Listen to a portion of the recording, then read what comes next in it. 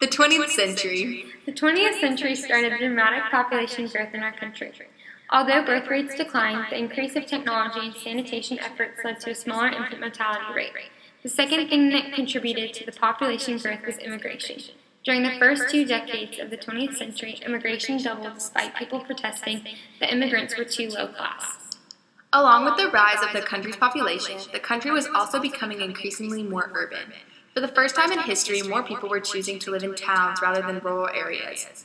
Immigrants would often be forced to live in slum-like conditions in cities. The last major change when talking about people and nation growth is that during the 20th century, the United States acquired new territories, such as Puerto Rico and Hawaii, as well as engaging in war with Mexico, Nicaragua, and Haiti. Another major change in the 20th century was the economic growth spurred on by the increase in production. The rise in the construction of railroads and train tracks not only provided jobs, but helped link all sides of nations together. With the increase of railroads came the increase of cross-country commerce. The increase of the transportation industry helped grow the agricultural and manufacturing industries. By 1920, America had become the largest manufacturing nation in the world. And although the rise of production seems like a positive thing, it brought with a lot of disadvantages. Bosses often placed greed above the welfare of their employees.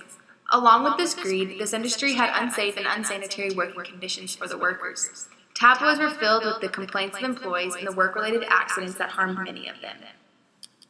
Now, when looking at the politics and reformation that was occurring during the 20th century, much of the poor treatment in industries were dependent on the corruption of the government. The welfare of workers, including men, women, and children, wasn't even seen as unjust until the progressive movement. This progressive movement resulted in many labor regulations specifically calling to attention these workers' poor safety conditions, low wages, and hours.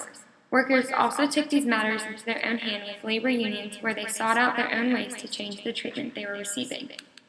In this same way, schools were also being seen as a place of influential corruption on behalf of the unjust government involvement.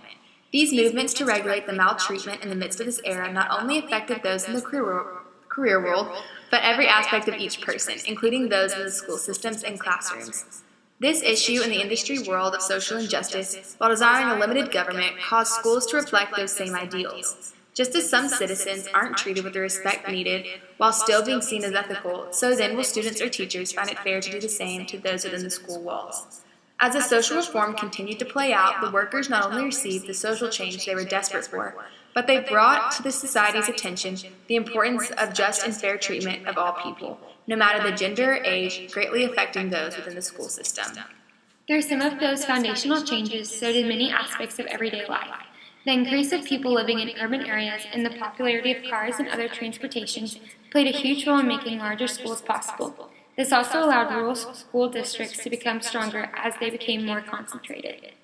The number of school districts actually decreased from more than 1,300,000 to 15,500 districts. Also, all while the state control in education began to require the need for certification of teachers, programs, standards, and more within their school systems.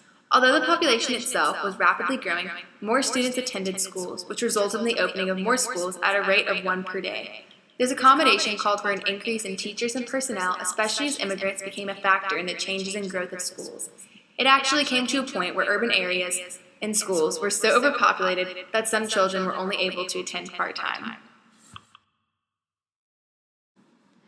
And thank you for letting us share with you information about the 20th century and how it was impacted by the people and the nation's growth, economic growth, politics and reform, as well as the changes in education.